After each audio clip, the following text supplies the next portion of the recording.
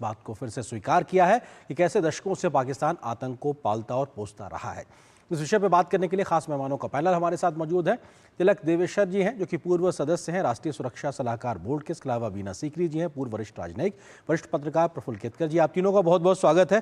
तिलक जी, शुरुआत आपसे ही, क्योंकि बिलावल भुट्टो का जो कबूलनामा है कोई नई बात नहीं है, लेकिन इतने बड़े बड़े ओहदे पे बैठे हुए लोग अगर पाकिस्तान की सरकार के द्वारा लगातार हथियार के तौर पे आतंक को इस्तेमाल करने की बात कबूल कर रहे हैं, तो अब तो जग जाहिर है दुनिया को कम से कम स्वीकारना चाहिए और भारत की बात को और बेहतरी से मानने का एक पक्ष बनता दिखाई पड़ता है।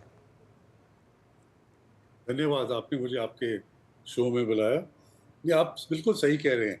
ख्वाजा हाफिज सैफ के बाद बिलावल भुट्टो का ये सीधी तरह से मान लेना कि पाकिस्तान इस कार्रवाई में टेररिज्म में मुलविस था, ये नहीं उन्होंने कहा कि अभी तक भी मुलविस है, बट उसका इम्प्लीकेशन क्लियर होती है। अच्छा, एक चीज मैं और आप यहाँ से जोड़ना चाहूंगा जी, कि जो बयान था डिप्टी प्राइम मिनिस्टर इशाक डार का नेशनल असेंबली में, वो हमारी नजरों से थोड़ा परे हो गया है।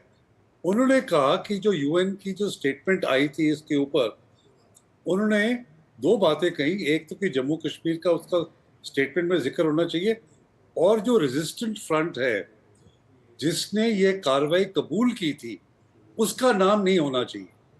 तो सीधा सवाल यही बनता है कि अगर रेजिस्टेंस फ्रंट आपका नहीं है, आप कहते हो कि इंडियन इंडिजिनस ऑर्गेनाइजेशन है, तो आपने इतना एड़ी चोटी का जोड़ लगा के क्यों उसका नाम स्टेटमेंट से बाहर किया?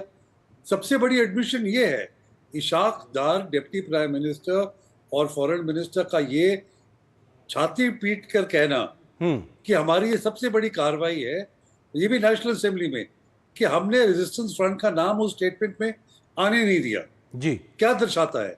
तो अब ये तीनों स्टेटमेंट ने, ख्वाजा आसिफ की, बिलावल भुट्टो की और इशाक डार की, मुझे लगता है तो ये तो स्मोकिंग गन प्रूफ है कि ये कार्रवाई सारी पाकिस्तान ने करवाई, और इसको हमको आगे लेना चाहिए और इंटरनेशनल कम्युनिटी के आगे और जोर से रखना चाहिए। बिल्कुल, आप बहुत महत्वपूर्ण बात कर रहे हैं कि लगातार इस प्रकार के कबूलनामे आते रहे और उसमें कोई एक नई बात नहीं है। सब दुनिया जानती है कि आतंक को पालता पोसता है। प्रफुल्ल केतकर जी, क्योंकि प्रधानमंत्री का भी आज एक महत्वपूर्ण बयान आया और वो जब आंध्र प्रदेश की ज़मीन से अपनी बात रख रहे थे एक रैली में, उन्होंने कहा कि हथियार ही हमारी ताकत नहीं बल्कि हम सबकी एकता भी हमारी ताकत। इस संदेश के भी बहुत मायने हैं।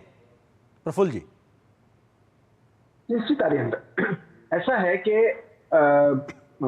जब कोई युद्ध की ऑफिशियल घोषणा होती है तभी युद्ध शुरू होता है, ऐसा नहीं है। और युद्ध केवल सेना नहीं लड़ती है, युद्ध सीमा पर सेना जरूर लड़ती है, लेकिन सेना का मनोबल, ये देश की एकता और उसकी हर जो स्टेक होल्डर है पूरे राष्ट्र की इस प्रोसेस में, उनका सबकी अपनी अपनी भूमिका होती है। कल भी जैसे मैंने आपकी शो पर कहा था कि मीडिया की भी अपनी भूमिका होती है, बिल्कुल वैसे ही हर नागरिक की अपनी भूमिका होती है। बहुत सारी फॉल्ट लाइंस क्रिएट करने का प्रयास पाकिस्तान मिस इंफॉर्मेशन कैंपेन चलाएगा, मीडिया में और किसी देशों ने इन्वेस्टमेंट किया है उनके द्वारा चलाएगा। जैसे मैंने हमेशा उदाहरण देता हूं कि जो लगाकर अल जजीरा चलाने की कोशिश कर रहा है कि कश्मीरी स्टूडेंट्स पर अत्याचार हो रहे, कश्मीरी स्टूडेंट पर अत्याचार हो रहा है, वास्तविकता क्या है? तो ऐसे में इस भ्रम की स्थिति से निकालना ये भी हमारा काम है। तो ऐसे में ये एकता की भावना जितनी बनी रहे, उतना हमारे सेना का भी मनोबल वहां पे सीमा पर पक्का बना रहेगा। सरकार भी बड़े धैर्य के साथ और कड़े निर्णय ले सकती है जब हम एकता के साथ सरकार के साथ खड़े हो। तो ऐसे में ना पॉलिटिकल स्कोरिंग का, ना जो शत्रु है उसके हाथ में खिलौना बनकर आपस में फॉल्ट लाइन में बंटने का समय है। अब सही में आतंकवाद के खिलाफ जो निर्णायक लड़ाई है उसमें हर एक व्यक्ति अपनी भूमिका निभाए, और पाकिस्तान के ये जो terror promoting, terror exporting policy है, उस पर एक निर्णायक युद्ध में मुझे लगता है हमको विजयी होना है। तो ये एकता का सूत्र बड़ा महत्वपूर्ण है। बिल्कुल। वीना सीकरी जी हमारे साथ मौजूद है, पूर्व वरिष्ठ राजनयिक। वीना जी, क्योंकि ये भी समझना बहुत जरूरी है इस बात को कि अभी तक भारत ने डिप्लोमेटिक स्ट्राइक के कुछ कदम उठाए हैं और उसके बाद में अब तमाम ऐसे प्रयासों की वकालत कही जा रही, तमाम जानकार कह रहे हैं साहब हमको ऐसे प्रयास करने चाहिए ताकि फिर से आर्थिक तौर पर भी, इकोनॉमिक स्ट्राइक भी कम से कम पाकिस्तान को इस तरीके से हो, दुनिया भर से जो उसको समर्थन मिलता है, पैसा मिलता है वित्तीय संस्थाओं से, कम उस दिशा में भी हमारे प्रयास होने चाहिए। आपको लगता है कि ये प्रयास किस तरीके से आगे बढ़ सकते हैं और कैसे इस पे आगे कदम बढ़ाने की जरूरत है? अब नहीं, ये प्रयास तो हमारा लगातार है और ये काफी आगे बढ़ चुका है। आप देखेंगे जिस यूएन सिक्योरिटी काउंसिल रेजोल्यूशन की अभी डिस्कशन हो रही थी, उसमें वो अल्फाज जो है डिस्प्यूटेड जम्मू एंड कश्मीर, वो है नहीं, इसमें डिस्प्यूटेड का लफ्ज इस्तेमाल नहीं है। तो इसका मतलब कि यूएन सिक्योरिटी काउंसिल भी ये स्वीकार करता है कि Jammu and Kashmir is no longer a disputed territory और ये बिल्कुल भारत का हिस्सा है।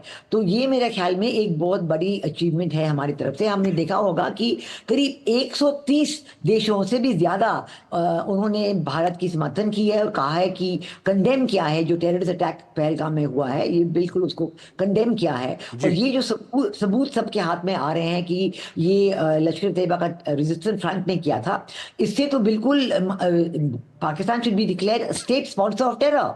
पूरे विश्व में यही जाना, सबको ये पता होना चाहिए कि Pakistan is a state sponsor of terror और उनका जो FATF में उनको ब्लैकलिस्ट करना चाहिए, क्योंकि वो ये टेररिस्ट ग्रुप्स को पैसा देते हैं, वेपन्स देते हैं, सब कुछ, सब मदद उन्हीं की तरफ से जाती है, स्टेट की तरफ से जाती है। तो ये सब चीज़ों की बातचीत हमारे जो एक्सटर्नल अफेयर्स मिनिस्टर हैं, डिफेंस मिनिस्टर हैं, प्रधानमंत्री जी की भी बात हुई है कई लीडरान से।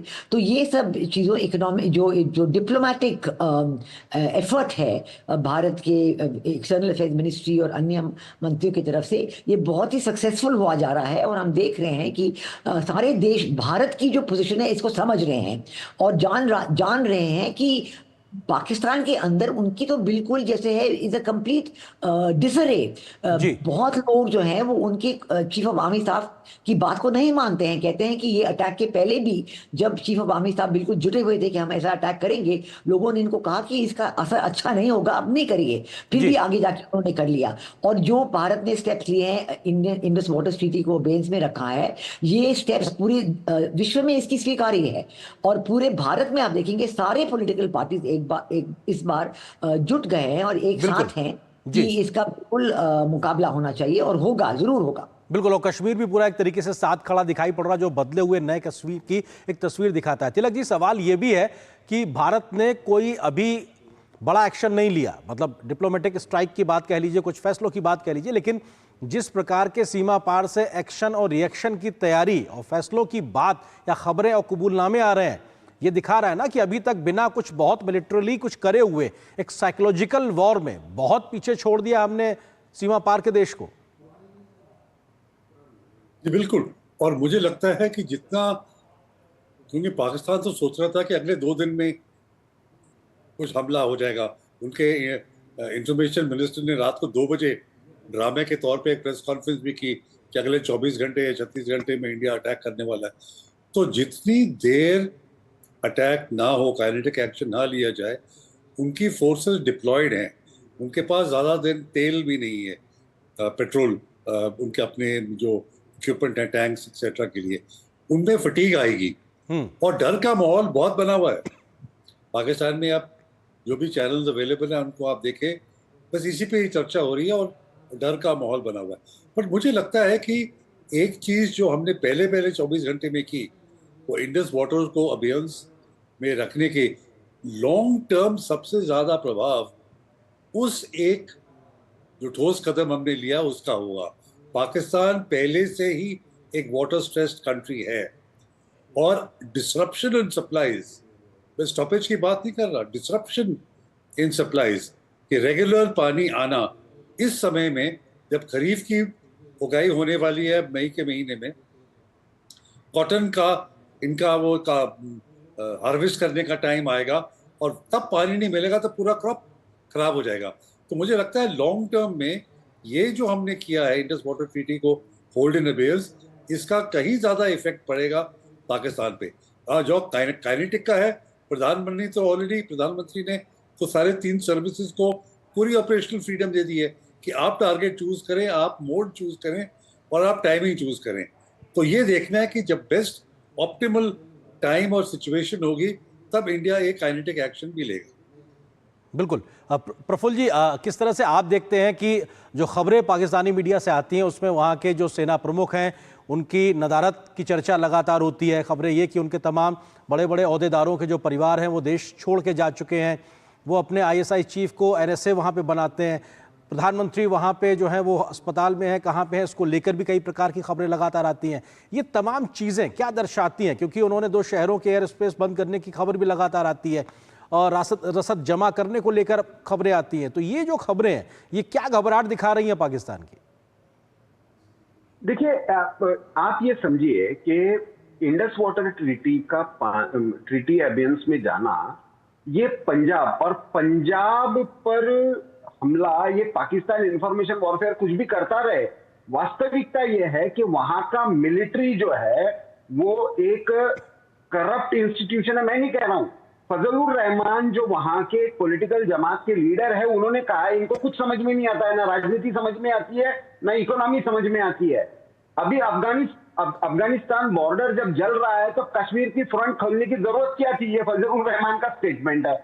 तो ये क्लियरली ये दिखाता है कि अभी पाकिस्तान जो है, एक तरफ बलूचिस्तान, दूसरी तरफ फाटा, तीसरी तरफ सिंध, चौथा अफगानिस्तान बॉर्डर, सब में और अब इधर से भारत की तरफ से भी फ्रंट खुल गया।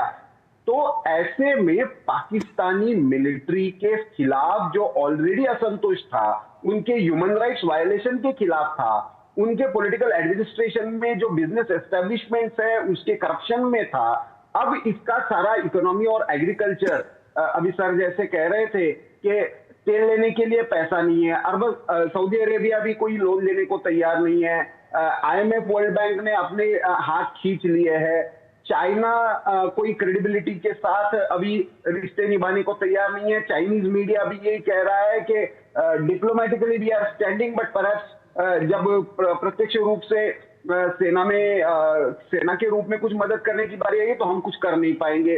बलूचिस्तान में सबसे ज्यादा हमले चीनी जो वहां पे एस्टेब्लिशमेंट है इंफ्रास्ट्रक्चर क्रिएट करने के लिए, उन पर हो रहा है। ऐसे में पाकिस्तान की मिलिट्री क्या करेगी? तो ये घबराहट जो है वो पाकिस्तान इंटरनली जो क्रम्बलिंग हो रहा है, जो टूट रहा है अंदर से, उसको कैसे संभाले। भारत की सेना को लड़ने के लिए वो कम से कम हम जिस एकता की बात करें उसकी ताकत कहां से लाए, ये सबसे बड़ी समस्या पाकिस्तान के खिलाफ है। और मुझे लगता है इसी कारण से ये घबराहट और भी ज्यादा बढ़ी हुई है। बिल्कुल। वीना जी, सवाल ये भी है कि भारत ने, या कहा जाए मौजूदा नेतृत्व के बाद एक नए भारत ने सर्जिकल स्ट्राइक, एयर स्ट्राइक करके दिखाया और दुनिया को भी संदेश दिया है कि ये नया भारत है और बदला लेने में सक्षम है। ये जो हमारा अपने द्वारा किया हुआ काम है, इसकी वजह से नए भारत को लेकर इस घटना के बाद दुनिया भर में क्या एक बड़ा संदेश है और किस तरीके से भारत की नेतृत्व क्षमता को लेकर दुनिया इस वक्त देख रही है? दुनिया तो बिल्कुल पॉजिटिव तरीके से देख रही है और मैंने कहा कि 130 देशों ने हमारा समर्थन किया है।